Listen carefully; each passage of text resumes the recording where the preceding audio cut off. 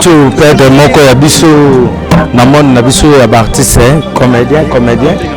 Donc je crois Mélodie azalaki actrice moko po asalaki mwa mosala ya mingi na kati ya mboka oyo tozangi biso bato oyebi valeur na ye mpe toyebi misalo asalaki yango toyei kolela ndeko na biso.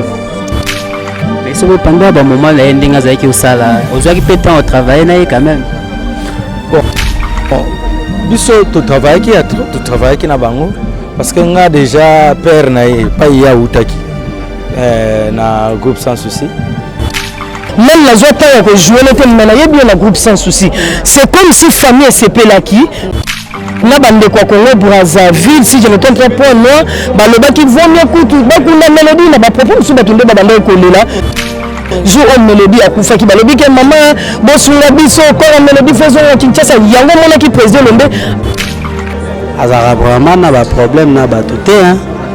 Mélodie afongola rapena mutuje. C'est une bonne personne. En tout cas, là, c'est pour féliciter quand même la comédie. Tout le monde m'a dit l'organisation où ils ont organisé. En tout cas, il faut te féliciter par rapport à la cotisation de la qui paye ça qui est quand même à Kundama bien. Ouais. Na kobunda o to bundi na kosenga na biso nde salike to le lande on option na kimia. C'est important. Matanga neye. Elle a décidé de nous quitter et rejoindre alors une vie céleste, sereine et tranquille. Nous tenons aussi à remercier chaleureusement la corporation des artistes comédiens ainsi que ceux de l'avenue du quartier de la commune qui ont vécu avec elle.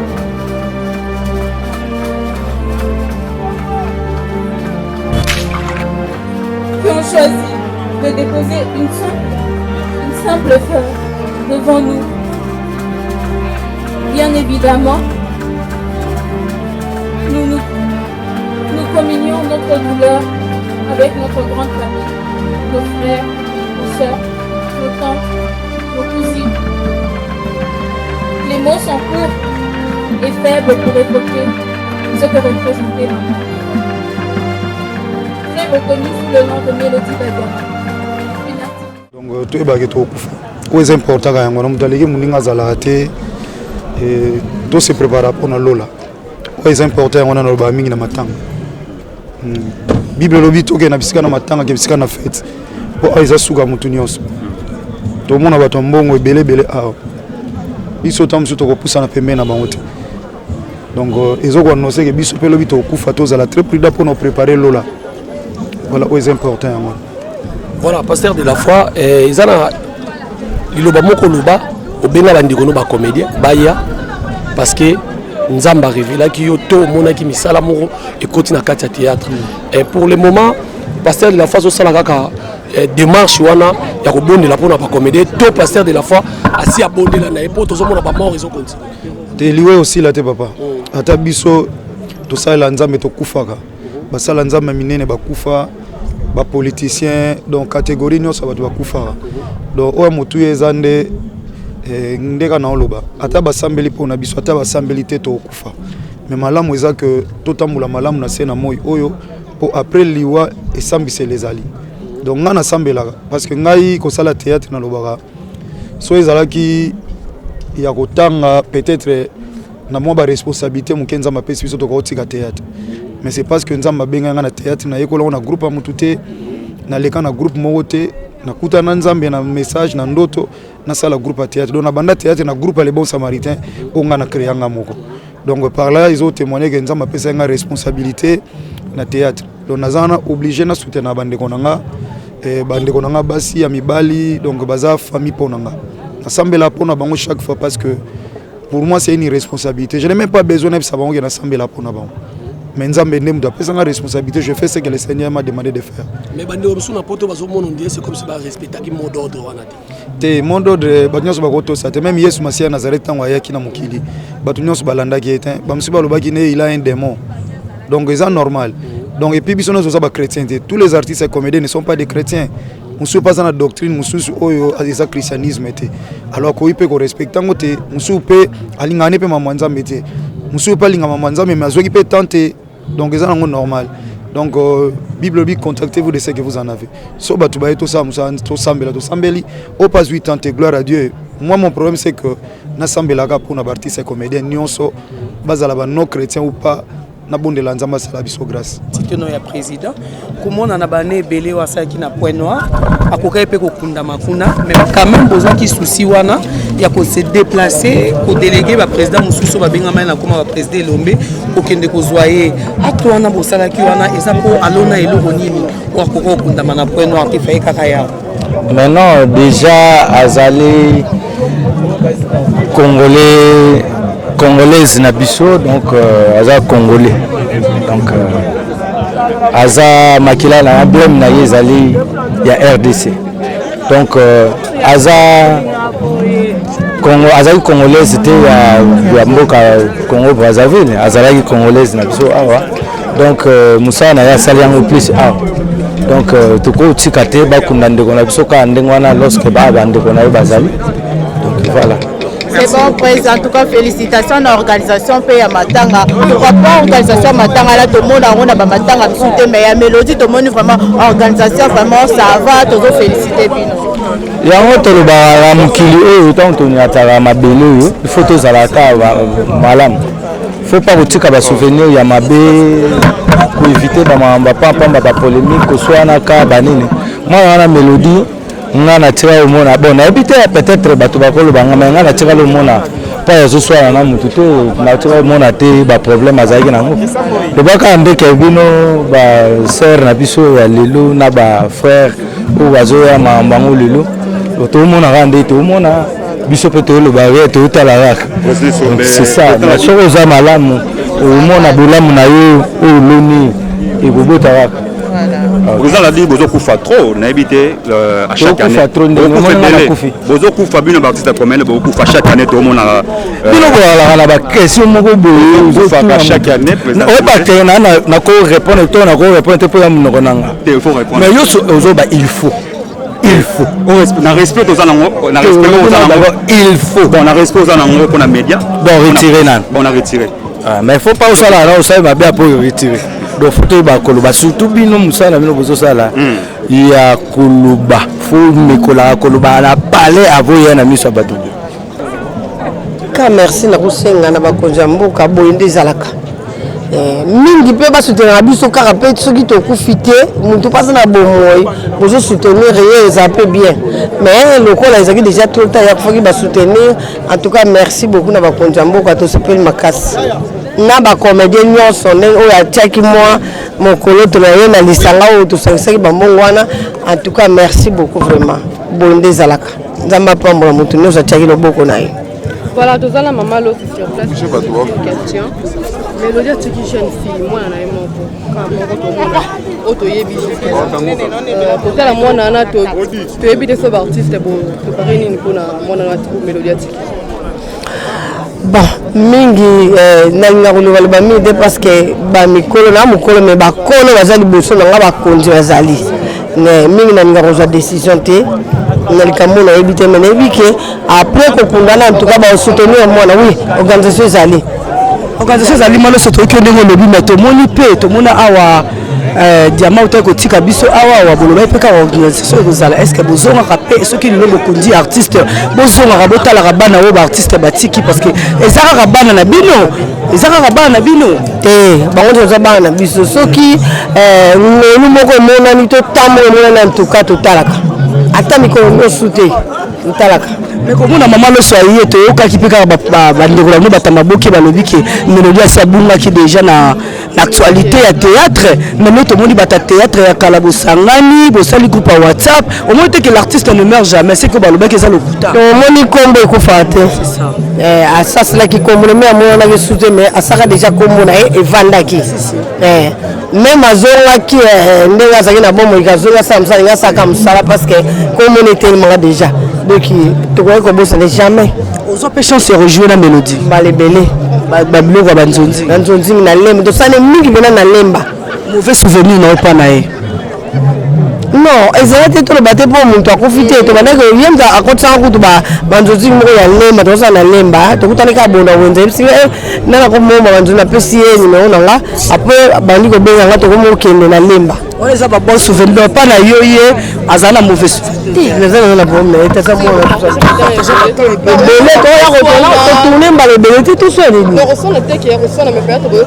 nini nga aza mama aza mwana toyokana te na nini biso tozokende vers producteur moto atourne moto moto apesi mbongo ndenge ameninga nasona producteur sikoyo tosola nini na nini Voilà, c'est makasi ya koyoka mama loso motema ya décor mikolo na tiktok mama loso na décor boyindisa mabe malgré bowana matanga Bonjour, c'était là sur Mana Esaga. Si la drapeau na matanga yaya. Mélodie aza rwandaise te? Aza congolaise. Aza congolaise. Yango tie drapeau. Mais biso que mélodie de père et de mère. Aza rwandaise te? Aza te nga na loba pona nga. Ah OK. Nga naza de père et de mère, mélodie aza de père et de mère. Aza rwandaise te. So la rwandaise bongo nga na ya drapeau te. Ah moi c'est comme si nous na tchama sko na menga na beti na se. Kasi Congo te. Congo n'aime pas gagner. Donc l'artiste na biso aza congolaise, donc là ils ont envie de nos drapeau. J'ai comme tout ce que mon accord est utile en boka bapaya, bon nango awa pour na Congo. Enfin, une fois encore de plus bravo pour la comédien comme on a acte de comédien basali un mot pour na. Non, déjà là c'est le bagi déjà, moni musala au théâtre, le musala au théâtre, ça musala noble. Faut to batba respecter biso. Et tika surtout batba basali baswa naka bazwa na ba problème. Ah la inzambe. Bazwa na ba problème. Donc et empêcher biso te bolingo wana ezala. Ngai pona ngai na koloba coup de chapeau na ba organisateur, coup de chapeau na papa Masumu d'abord et puis na papa na biso président Lombe et puis na secrétaire Oxygène et puis na ba comédien nyonso bataki maboko comédien nyonso bataki maboko coup de chapeau parce que il faut batu batenera biso rigueur to yokanaka te tozalaka batu moko boya mbilinga mais cette fois-ci corps et uta point noir et awa eza mesa faire te donc toyoki deya bamontagne de esalinga mutu pasi na batu mosusu balobaka tokundeka kuna bate babanda kolobaka melodi akundama na point noir banda kocola wana mutu ya vérité banda kocola banda kocola bacomédien ozo comprendre mais tolakisi bango ke toza bato oyo tozalaka pe na organisation j'ai comme toso déjà kocola na bino na bino ka bacomédien bolobi ke eloko nini yango baya na ye awa asi asilaka déjà nani yango alobi wana mais Mike la Duchesse ngai nango tumba omoni ngai lelo cop na meza théâtre nakolinga te otema na micro na wana finga comédien ou comédienne nakolinga ngo te ozo comprendre nayebisi yo tout à l'heure na famille makambo ezangaka te soki chéri exemple na bijou na reine bazoswana peut-être yo moto libanda kokota ngo te nayebi ti kotuni bongo moi je suis là pour na défendre bacomédien nga nyonso ofini comédien na ye ozo comprendre na ye pena mais j'ai comme tosobi ke bino na bino mpe bolinganaka te parce que bokundi lelo tokotala bino baactualité kokosalama mpora boye balie mbongo bapaster baolingana te baobetela bambasu bazofingana na batelevizio booloba teka bacomédien mais bino tosila banalobi bapaster bazofingana ntina cher booloba bapaster teka bacomédien tosila na liste mamambongo esaini po balezanga oyo eleki na organisation makasi lokwa matango eza toki masola mongo ebetami oyo beteli masola mongo alukuta tozilaka bavoice na ya lukuta basala wana baka na poto wana nani ese de palam nani makwakala ngam na sala ngam na komisa star autorité morale oki vérité yo ebaka ni makwakala ngam na ya na internet Jerry Kobetox nga naza wana mpona kodefendre bacomédien oyo akomeka kofinga comédien tala théâtre eza travail d'esprit balingi mebele akoka théâtre ta ya na chronique mais je te dis tola matanga koya toza ebele lesinga mpona ya na chronique kotianga baproblème ya tonton eve te wana mutu na ngai ebele oyo peut-être lelo bakritikaka théâtre arma owanga na théâtre nasimbaka micro ce sont des fouteurs bafuta omona modero mutu ayebi so bafute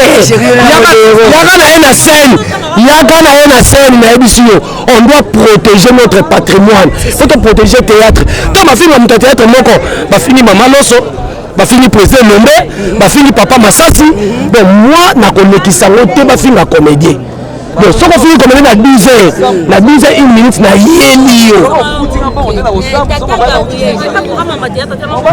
non na bien mais meilleur ya de pesa mu na wati tena lobi ba bele baya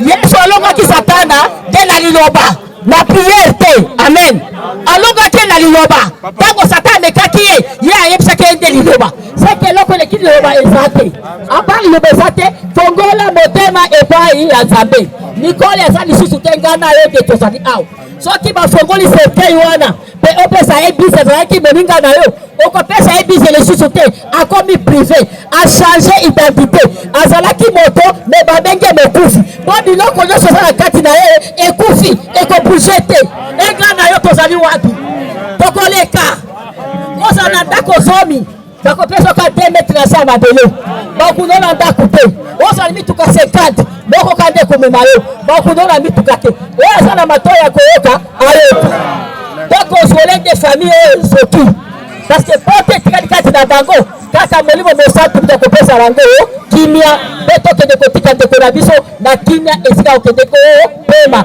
nzambe apambola bino. Merci beaucoup, Maman José Zita. Vas-y, nous passons directement à la biographie. On a de son vrai nom, Mpei Nicole, fille de papa Mpei Mayele Antoine, décédé, et de maman Ayabouli Makadren, décédé également. Elle est née le 22 juin 1985 à Kinshasa. Elle s'en va en laissant un enfant. Une fille de 8 ans au nom de Makadren Panika. Nicole Peyo ici d'une famille de 9 enfants dont elle était 7e. Nous courons derrière le temps, nous sommes tellement brefs. Nous passons directement à la filmographie. Nous savons tous que Nicole était artiste. Nicole a joué. Nicole s'en va et laisse des œuvres. Entre autres, Nicole a débuté sa carrière au sein du groupe Sans Souci. Et Sikawapi Ayebanaki, donc groupe Yabimela, groupe Sans Souci. Au sein du groupe Sans Souci, Nicole a sali des pièces pour film l'école, livre sacré, malédiction, famille Yanani, Makila Yanani, complot, Zimbuluke, Télédité, cadeau surprise, Kebana surprise, Penanini Boye et tant d'autres. Nicole, en quittant le groupe Sans Souci, a fait aussi un tour, a travaillé dans le cadre de Nzonzing avec Bandekoya Pléade. Là, je vois Masebe. Au sein du groupe Rona, a sali dans pièce chocolat partout, dans ce quartier. C'est pas le béa, mais ça connaît. Tobi Nicole Mingi P. Nanzonzing. Asaliba, pièce au film à évoluer. Entre autres, Bor et Zama Combo, au sein du groupe Les Amis avec le volontaire major et tant d'autres. Nicole avait créé également un groupe. Nicole a Salakipé groupe Naye. Na Congo, il y a on dit quoi de mélodie. En 2012, au siège Nango Ezalaki na paroisse à Saint-Raphaël. Na kati ya groupe Oya Salaki, on dit quoi de mélodie. Oh, le lope tomoni bactère, bazali awa, ba rendre hommage na présidente na bango, na maman na bango, basali ba pièce lokola Zeladio. Place il y a locataire, mobile bébé.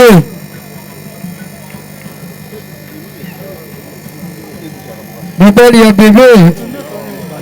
Voilà, là c'était la filmographie au Italie de Conaviso, Mélodie, Diamant.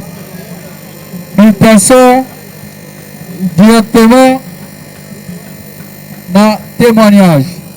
Vous savez, je pense à 3 personnes pour le témoignage, mais on va me pousser. 1 minute. Moko akohuta na libota, Moko akohuta na baninga na ye musala ba artiste comédien, et Moko akohuta na ba camarade na ye Oyo Bazalaki Naye Longo. Sans plus tarder, nous appelons un membre de la famille pour témoigner dans combo il y a Mona Nabango, Pona Mona Nabango, Nicole Pouy, Mélodie Badiama. Merci. Mélodie Bienté, elle était très sociale et puis je me rappelle encore en 2012 quand on a voté la groupe NEC, je passais des moments de vache nègre où vraiment la bande qui peut souffrir. Ce qui Mélodie a signé qui n'a pas de la théâtre peut-être c'est une salle AVC. Mélodie a commencé à niveau ce qui a la télé la il faut la télé la bande je crois qu'on a sur la famille na pays. Même si na mafuta bane kolingata molanga na indi bo kamirei uindi be pona nini okomola ozo mbongo apesinga somba mafuta. Donc vous avez point azana bateau bamona ka ebola mo ata lelo bato ba traiter Mélodie ya bufina sida. Moi je la connais parce que azaki fille abandaki bobo makambo na mutema. Ce qui a un problème, c'est à garder un gros pour naïe mongo. Stockman naïe bandaka bandaka na depuis tous alanga naïe yaleti. Et lelo oyo, l'artiste il est vraiment humilié. Na pas du oyo va critiquer Mélodie lelo. Oyo lelo va fiquer va traiter na va sok nyonso. En tout cas, ils a vraiment passé. Mais oyo na posenga na combo. Il y a Mélodie Badiama. Donc, merci vraiment, merci. Merci. Maman Nicole était une personne exceptionnelle.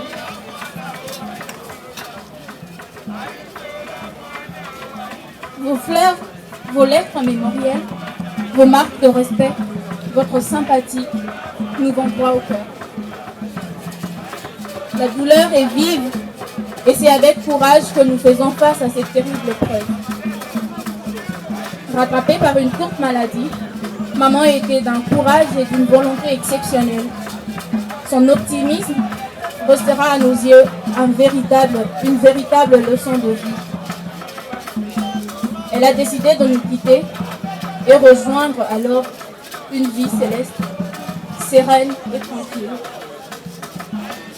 Nous tenons aussi à remercier chaleureusement la Corporation des artistes comédiens, ainsi que ceux de l'avenue, du quartier, de la commune qui ont vécu avec elle.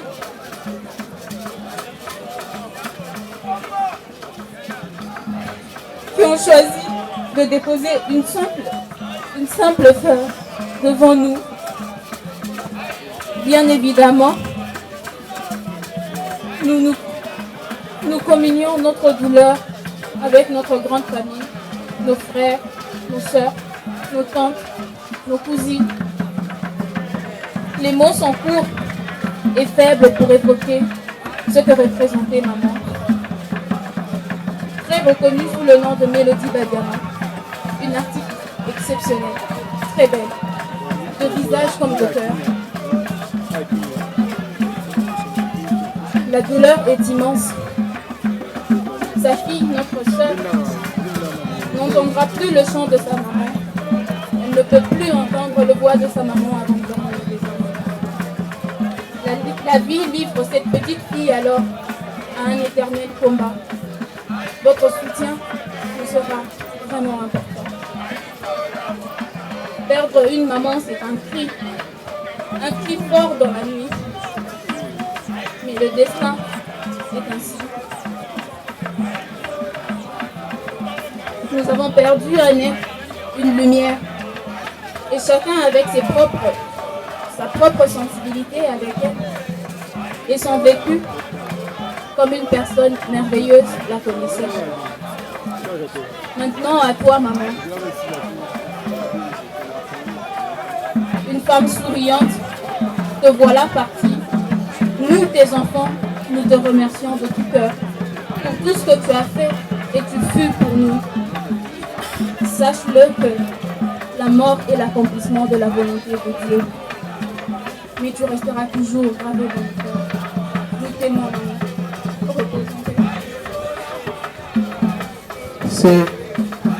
C'est tellement émotionnel. C'est tellement émotionnel. Nous passons directement. Nous invitons artistes comédiens regroupés au sein de l'ANPPC que dirige le président Massoumou de Brende, qui est en mission au Ratanga depuis 3 semaines.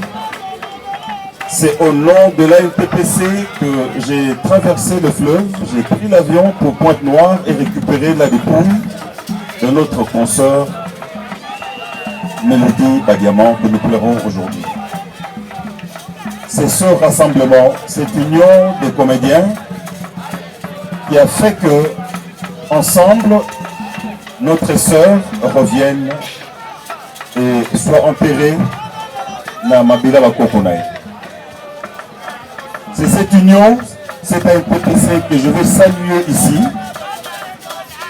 Je vais saluer cette organisation et je vais saluer le Congolais, la diaspora congolaise qui vit à Pointe-Noire, qui avait organisé des obsèques déjà à ce niveau digne.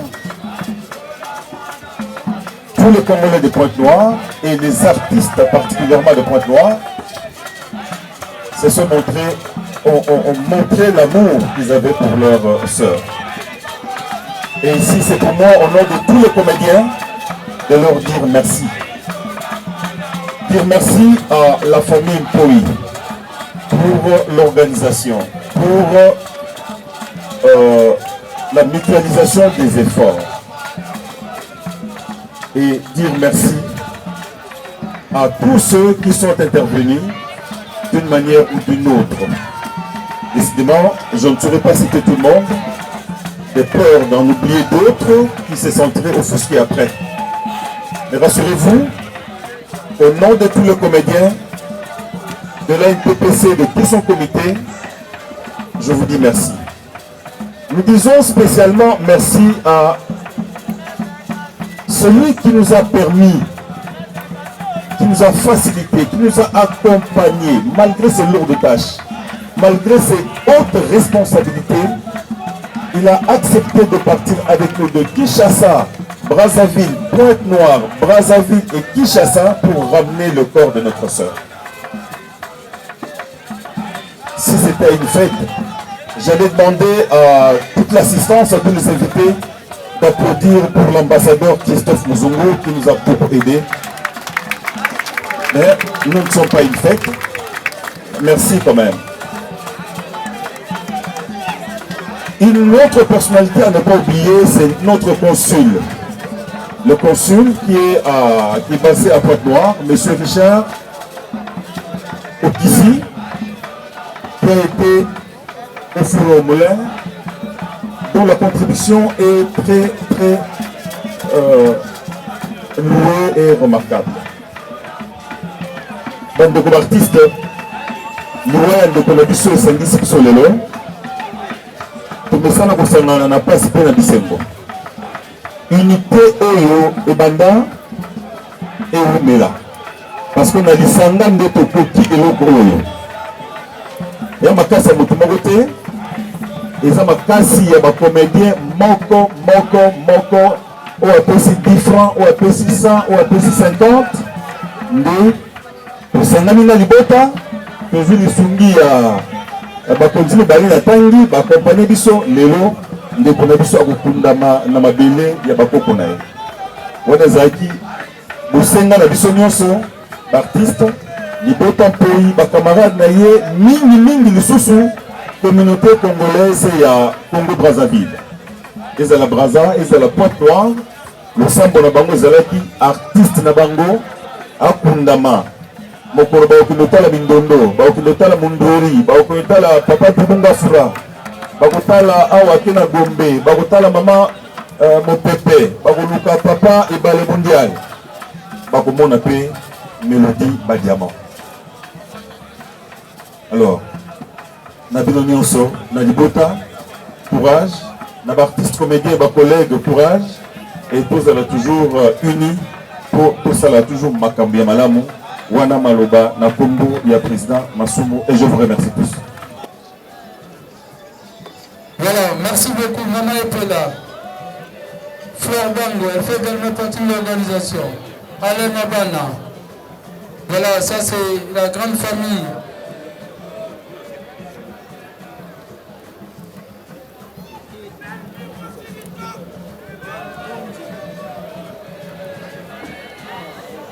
Serge Yele, ancien du groupe Sans Souci.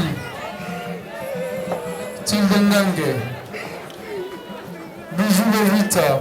Darling. Voilà, ça c'est la corporation.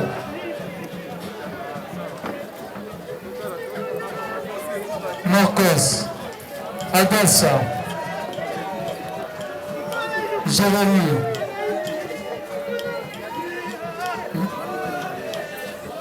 Hermine. Muchepi. Elenia Kala.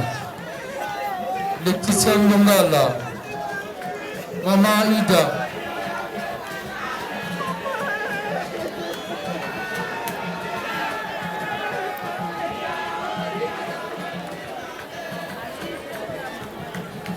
Étoile. Voilà, la corporation est représentée. Merci d'être là, navigateur. Ça c'est la corporation.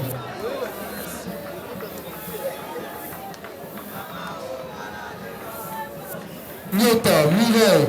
Donc ça c'est la corporation bien représentée.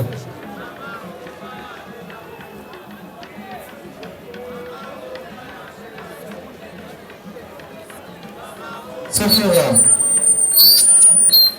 Plus. Groupe Le Bon Samaritain. Safari. Wavakala. Gauthier Business. Voilà, ça c'est la corporation qui est malheureuse ainsi que la jeune génération. Voilà, ils sont là. Voilà, la famille Sans Souci est représentée par sa fille Fallon. Merci d'être là.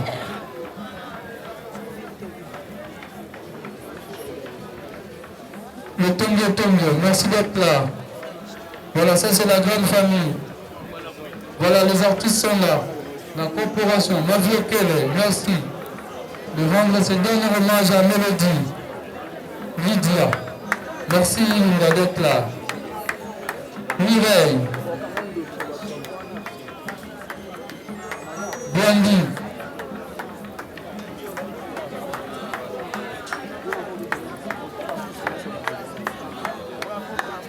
Billy. Karine Poutou. Voilà, ça c'est la corporation Elko. Ifoku. Martini Mossanto. Merci d'être là.